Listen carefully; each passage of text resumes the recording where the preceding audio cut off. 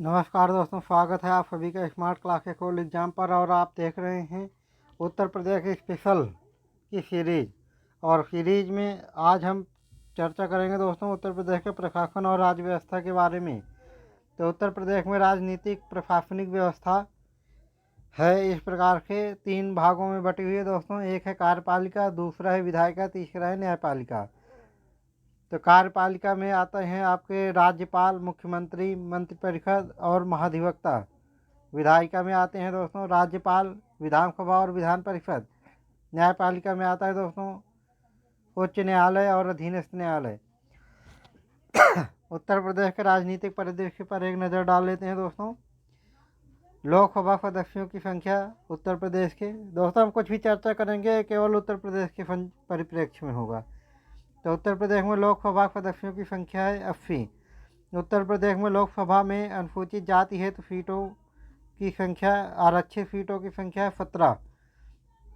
उत्तर प्रदेश में लोकसभा के अनुसूचित जनजाति यानी कि एसटी के लिए आरक्षित सीटों की संख्या एक भी नहीं है दोस्तों, शून्य है। और राज्य, क्योंकि एसटी नहीं है उत्तर प्रदेश राज्य में, अनुसूचित जनजाति नहीं है, इसीलिए वहाँ पर सीटों की संख्या एक भी आरक्षित नहीं है। तो राज्यसभा के सदस्यों की संख्या 31 है उत्तर प्रदेश के। और उत्तर प्रदेश में राज्य विधानसभा सदस्यों की संख्या 404 है दोस्तों। 104वें संविधान संशोधन अधिनियम से एंग्लो इंडियन के एक सदस्य के मनोनयन की व्यवस्था को समाप्त कर दिया गया है दोस्तों। उत्तर प्रदेश विधानसभा सदस्यों की संख्या 100 है, विधान परिषद सदस्यों की संख्या 100 है और विधानसभा के तो 404 थी। और प्रथम विधानसभा का गठन 8 मार्च 1952 में किया गया। पर उत्तर प्रदेश के प्रथम राज्यपाल श्रीमती सरोजिनी नायडू थी और प्रथम मुख्यमंत्री पंडित गोविंद वल्लभ पंत थे। और पहली महिला मुख्यमंत्री श्रीमती सुचेता कृपलानी थी। इनका कार्यकाल 2 अक्टूबर 1963 के 13 मार्च 1967 ईस्वी तक था। और उत्तर प्रदेश विधानसभा के प्रथम अध्यक्ष राजर्षि पुरुषोत्तम दास टंडन थे। और उत्तर प्रदेश विधान परिषद के प्रथम सभापति श्री चंद्रभाल थे। और उत्तर प्रदेश राज्य में पहली बार राष्ट्रपति शासन 25 फरवरी 1968 से 25 फरवरी 1969 तक था। और उत्तर प्रदेश राज्य का प्रथम लोकायुक्त न्यायमूर्ति श्री विश्वम्भर दयाल थे। इनका कार्यकाल 1977 से 1982 तक था। और उत्तर प्रदेश राज्य सूचना आयोग का गठन 14 सितंबर 2005 को किया गया। और उत्तर प्रदेश के प्रथम मुख्य सूचना आयुक्त न्यायमूर्ति M.A. खान थे। और राज्य मानवाधिकार आयोग का गठन क्रियात्मक रूप से 7 अक्टूबर 2002 को पारित किया गया। उत्तर प्रदेश के मुख्यमंत्री 1947 से अब तक की एक बार चर्चा कर लेते हैं दोस्तों, नज़र डाल लेते हैं। एक पहले मुख्यमंत्री थे गोविंद वल्लभ पंत। इनका कार्यकाल था 1 अप्रैल 1946 से 27 दिसंबर 1954। दूसरे मुख्यमंत्री थे संपूर्णानंद। इनका कार्यकाल था 28 दिसंबर 1954 से 6 दिसंबर 1960। तीसरे मुख्यमंत्री थे चंद्रभानु गुप्त। इनका कार्यकाल था 7 दिसंबर 1960 के 1 अक्टूबर 1963। 4 सुचेता कृपलानी 2 अक्टूबर 1963 के 13 मार्च 1967। 5 चंद्रभानु गुप्त 14 मार्च 1967 के 2 अप्रैल 1967। 6 चौधरी चरण सिंह 3 अप्रैल 1967 के 25 फरवरी 1968। और इसके बाद राष्ट्रपति शासन लागू होता है दोस्तों 25 फरवरी 1968 के 25 फरवरी 1969 तक। 7 चंद्रभानु गुप्त 26 फरवरी 1969 के 17 फरवरी 1970 तक। 8 चौधरी चरण सिंह 18 फरवरी 1970 के 1 अक्टूबर 1970 तक। और इसके बाद राष्ट्रपति शासन लगता है दोस्तों 1 अक्टूबर 1970 के 18 अक्टूबर 1970 तक। और 9 त्रिभुवन नारायण सिंह 18 अक्टूबर 1970 के 3 अप्रैल 1971। 10 कमलापति त्रिपाठी 4 अप्रैल 1971 के 12 जून 1973। इसके बाद राष्ट्रपति शासन लगता है दोस्तों 13 जून 1973 के 8 नवंबर 1973 तक। 11 हेमवती नंदन बहुगुणा 8 नवंबर 1973 से 29 नवंबर 1975 तक। इसके बाद राष्ट्रपति शासन लगता है दोस्तों 30 नवंबर 1975 से 21 जनवरी 1976 तक। 12 है दोस्तों नारायण दत्त, यानी 12वें मुख्यमंत्री हैं उत्तर प्रदेश के नारायण दत्त तिवारी। इनका कार्यकाल था 21 जनवरी 1976 से 30 अप्रैल 1977। इसके बाद राष्ट्रपति शासन लगता है 30 अप्रैल 1977 से 23 जून 1977 तक। 13 है राम नरेश यादव, इनका कार्यकाल है 23 जून 1977 से 27 फरवरी 1979, यानी 1979। 14वें हैं मुख्यमंत्री उत्तर प्रदेश के बाबू बनारसी दास, इनका कार्यकाल था 28 फरवरी 1979, यानी 1979 से 17 फरवरी 1980 तक। इसके बाद राष्ट्रपति शासन लगता है दोस्तों उत्तर प्रदेश में 17 फरवरी 1980 से 9 जून 1980 तक। इस 15वें मुख्यमंत्री हैं विश्वनाथ प्रताप सिंह, 9 जून 1980 से 18 जुलाई 1982। 16 श्रीपति मिश्र, 19 जुलाई 1982 से 2 अगस्त 1984। 17 नारायण दत्त तिवारी, 3 अगस्त 1984 से 24 सितंबर 1985। 18 वीर बहादुर सिंह, 24 सितंबर 1985 से 24 जून 1988।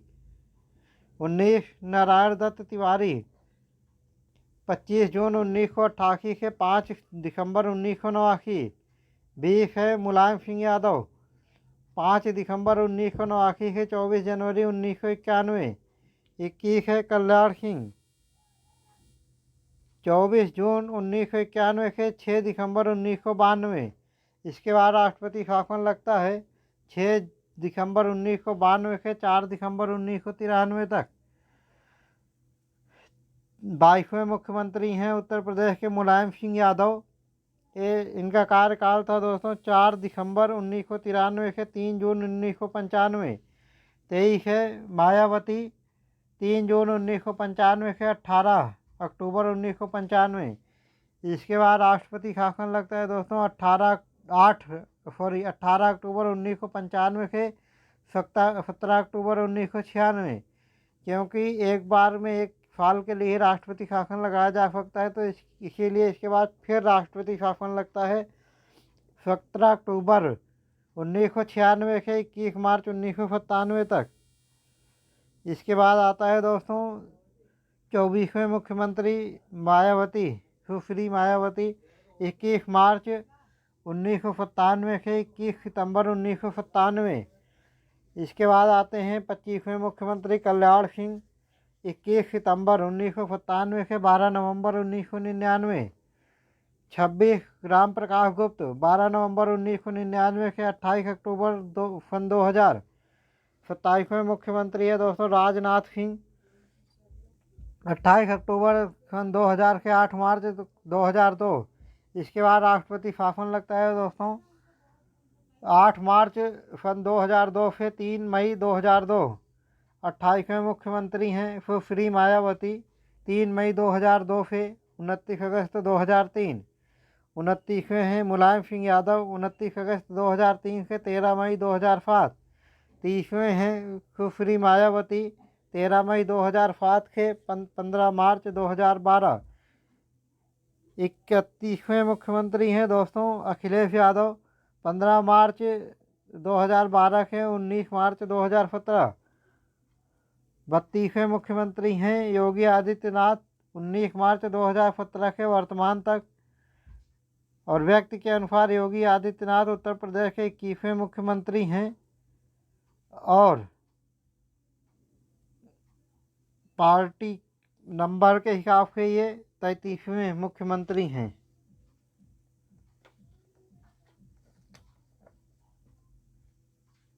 और व्यवस्थापिका एवं कार्यपालिका, उत्तर प्रदेश में 2 सदनीय विधानमंडल की व्यवस्था की गई है, जिसका निर्माण राज्यपाल, विधानसभा तथा विधान परिषद के मिलकर बना है। राज्यपाल राज्य का संवैधानिक प्रमुख होता है। वह केंद्र सरकार के प्रतिनिधि के रूप में कार्य करता है। राज्यपाल के संबंधित प्रमुख अनुच्छेद 153, प्रत्येक राज्य का एक राज्यपाल होगा। अनुच्छेद 354 राज्य की कार्यपालिका शक्ति राज्यपाल में निहित होगी। अनुच्छेद 155 राज्य के राज्यपाल को राष्ट्रपति अपने हस्ताक्षर और मुद्रा सहित अधिपत्र द्वारा नियुक्त करेगा। अनुच्छेद 156 राज्यपाल का कार्यकाल पद ग्रहण की तिथि से 5 वर्ष या राष्ट्रपति के प्रसाद पर्यंत पद धारण करेगा। अनुच्छेद 157 राज्यपाल नियुक्त होने हेतु भारत का नागरिक एवं 35 वर्ष की आयु पूर्ण होना आवश्यक शर्त है। अनुच्छेद 158 एक राज्यपाल संसद का राज्य विधानमंडल का सदस्य न हो। 2 लाभ के पद पर नहीं होना चाहिए। अनुच्छेद 159 राज्यपाल द्वारा शपथ या प्रतिज्ञान। अनुच्छेद 161 कुछ मामलों में क्षमा आदि दंडादेश का निलंबन परिहार लघुकरण की राज्यपाल की शक्ति। अनुच्छेद 162 राज्यपाल की कार्यपालिका शक्ति का विस्तार। अनुच्छेद 163 राज्यपाल की सहायता और सलाह देने के लिए मंत्रिपरिषद का प्रावधान जिसका प्रधान मुख्यमंत्री होगा। राज्यपाल की शक्तियाँ एवं कार्य। राज्यपाल की 5 प्रकार की शक्तियाँ हैं। 1 है कार्यपालिका संबंधी शक्ति, 2 विधायी शक्ति, 3 न्यायिक शक्ति, 4 वित्तीय शक्ति, 5 अन्य शक्तियाँ। अनुच्छेद 155 के तहत राज्यपाल की नियुक्ति राष्ट्रपति के द्वारा की जाती है। विधानसभा संविधान के अनुच्छेद 170 के अनुसार राज्य विधानसभाओं में सदस्यों की संख्या 60 से कम तथा 500 से अधिक नहीं हो सकती। वर्तमान में उत्तर प्रदेश राज्य विधानसभा सदस्यों की संख्या 403 है। विधानसभा का सदस्य बनने के लिए न्यूनतम आयु 25 वर्ष होनी चाहिए। राज्य विधानसभा के सदस्य अपने में से ही एक अध्यक्ष व उपाध्यक्षों का चुनाव करते हैं। विधान परिषद भारतीय संविधान के अनुच्छेद 169 यानी कि 169 आर्टिकल के तहत विधान परिषद का गठन समापन राज्य विधानसभा के संकल्प प्रस्ताव पर संसद द्वारा किया जाता है। यह एक स्थायी व उच्च सदन है। इसके प्रत्येक सदस्यों का कार्यकाल 6 वर्षों का होता है। विधान परिषद का सदस्य बनने के लिए न्यूनतम आयु 30 वर्ष होनी चाहिए। विधान परिषद के सदस्यों के निर्वाचन की पद्धति निम्नलिखित है। 1 विधान परिषद के 1/3 सदस्य स्थानीय निकायों जैसे नगर पालिका, जिला बोर्ड आदि से चुने जाते हैं। 2 1/12 सदस्यों का निर्वाचन राज्य के पंजीकृत स्नातकों द्वारा निर्वाचित किए जाते हैं। 3 1/12 सदस्यों का निर्वाचन 3 वर्ष के अध्यापन कार्य कर रहे लोगों द्वारा किया जाता है। 4 1/3 सदस्यों का चुनाव विधानसभा के सदस्यों द्वारा किया जाता है। 5 शेष 1/6 सदस्यों को राज्यपाल नाम निर्देशित करता है। वर्तमान में उत्तर प्रदेश विधान परिषद के सदस्यों की कुल संख्या 100 है। इस परिषद का सदस्य बनने के लिए न्यूनतम आयु यानी कि विधान परिषद का सदस्य बनने के लिए न्यूनतम आयु 30 वर्ष होनी चाहिए। वर्तमान में उत्तर प्रदेश की विधानसभा में अनुसूचित जातियों के लिए आरक्षित सीटों की संख्या 84 तथा अनुसूचित जनजातियों के लिए आरक्षित सीटों की संख्या 2 है। कार्यपालिका संसदीय व्यवस्था में राज्यपाल राज्य का संवैधानिक प्रमुख होता है जबकि मुख्यमंत्री वास्तविक। अनुच्छेद 154 के अनुसार राज्य की कार्यपालिका शक्ति राज्यपाल में ही निहित होती है और वह इसका प्रयोग संविधान के अनुसार स्वयं अथवा अपने अधीनस्थ अधिकारियों के माध्यम से करता है। अनुच्छेद 164 के अनुसार मुख्यमंत्री की नियुक्ति राज्यपाल द्वारा की जाती है ये तथा अन्य मंत्रियों की नियुक्ति राज्यपाल मुख्यमंत्री के परामर्श से करेगा तथा मंत्री राज्यपाल के प्रसाद पर्यंत अपने पद धारण करेंगे। मंत्रि परिषद सामूहिक रूप से राज्य विधानसभा के प्रति उत्तरदायी होती है। सामूहिक रूप से विधानसभा राज्य विधानसभा के प्रति विधानसभा राज्य के प्रति यानी कि राज्य सरकार विधानसभा के प्रति उत्तरदायी होती है। राज्यसभा यानी कि भारत की राज्य विधानसभा की मंत्रिपरिषद सामूहिक रूप से राज्य विधानसभा के प्रति उत्तरदायी होती है। केंद्र की तरह राज्य मंत्रिपरिषद के भी 3 वर्ग कैबिनेट मंत्री, राज्य मंत्री एवं उप मंत्री होते हैं। राज्यपाल मंत्रियों को पद एवं गोपनीयता की शपथ दिलाते हैं। अनुच्छेद 166 राज्य सरकार की समस्त कार्यपालिका कार्यवाही राज्यपाल के नाम से की जाएगी। मंत्री पद पर नियुक्त होने के लिए दोनों सदनों में से किसी एक का सदस्य होना आवश्यक है। यदि ऐसा नहीं है तो 6 माह के भीतर उसे किसी एक सदन की सदस्यता ग्रहण करना अनिवार्य है। मंत्रियों के वेतन भत्तों का निर्धारण समय समय पर विधानमंडल द्वारा किया जाता है। मंडल, जिला, तहसील एवं ब्लॉक प्रशासन राज्य के विभिन्न विभागों की कार्यात्मक इकाइयाँ नीचे तक फैली होती हैं और सबके अपने विभाजन स्तर होते हैं। सामान्य एवं राजस्व प्रशासन में विभागाध्यक्ष के बाद मंडलायुक्त मंडल स्तर पर होता है और अपने मंडल के शांति व्यवस्था, राजस्व वसूली तथा अन्य कार्यों को देखता है। मंडल के नीचे जिलाधिकारी के नेतृत्व में जिले होते हैं और जिले के नीचे तहसीलें होती हैं जो कि एसडीएम के नेतृत्व में कार्य करती हैं। विकास प्रशासन में सबसे नीचे ब्लॉक के ऊपर जिला और जिले के ऊपर राज्य स्तरीय विभाग होता है। इसी प्रकार पुलिस, शिक्षा, स्वास्थ्य, विद्युत आदि विभागों के अपने अपने स्तर एवं पद सोपान हैं। महाधिवक्ता संविधान के अनुच्छेद 165 के अनुसार राज्य में अधिवक्ता की नियुक्ति राज्यपाल द्वारा अवधि नियत नहीं की जाती है और उसी के प्रसाद पर्यंत कार्य करता है।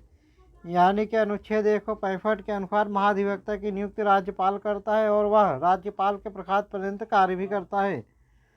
महाधिवक्ता के पद पर नियुक्त होने के लिए आवश्यक है कि वह भारत का नागरिक हो और 10 वर्ष से अधिक समय से न्यायिक कार्य से जुड़ा हो। यह कम से कम 10 वर्ष के उच्च न्यायालय में अधिवक्ता रहा हो। महाधिवक्ता का यह कर्तव्य होगा कि वह राज्य सरकार को विधि संबंधी विषयों पर सलाह दे और विधिक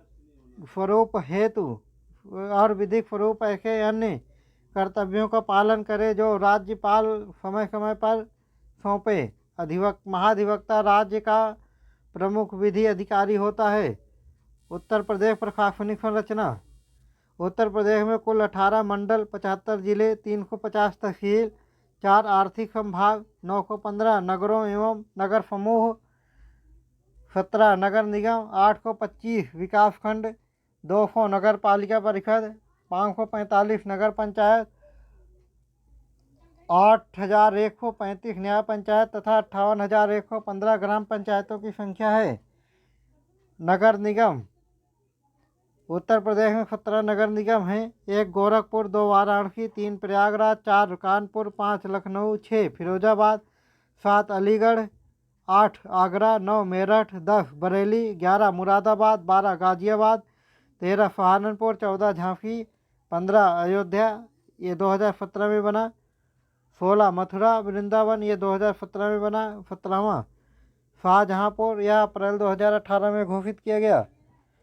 मुख्यालय के भिन्न नाम वाले जिले। दोस्तों, मुख्यालय के भिन्न नाम वाले जिले हैं। 1 संत कबीर नगर, इसका मुख्यालय है खलीलाबाद। 2 गौतम बुद्ध नगर, इसका मुख्यालय है नोएडा। 3 कौशाम्बी, इसका मुख्यालय है मंझनपुर। 4 कुशीनगर, इसका मुख्यालय है पडरौना। 5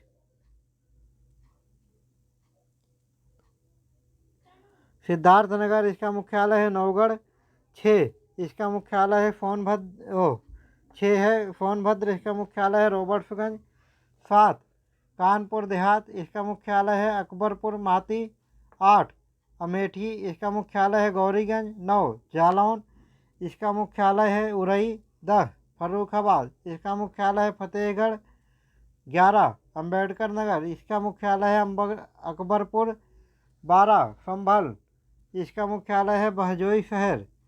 तो दोस्तों, आज के सीरीज में, उत्तर प्रदेश के सीरीज में इतना ही चर्चा थी। और आप इसी तरीके के सीरीज को लगातार देखना चाहते हैं और सबसे पहले अपने आप अपडेट पाना चाहते हैं तो हमारे चैनल स्मार्ट क्लास के गोल एग्जाम को लाइक, सब्सक्राइब और शेयर ज़रूर करें। कल फिर मिलते हैं दोस्तों इसी टाइम पर और नेक्स्ट वीडियो के साथ। तब तक के लिए जय हिंद।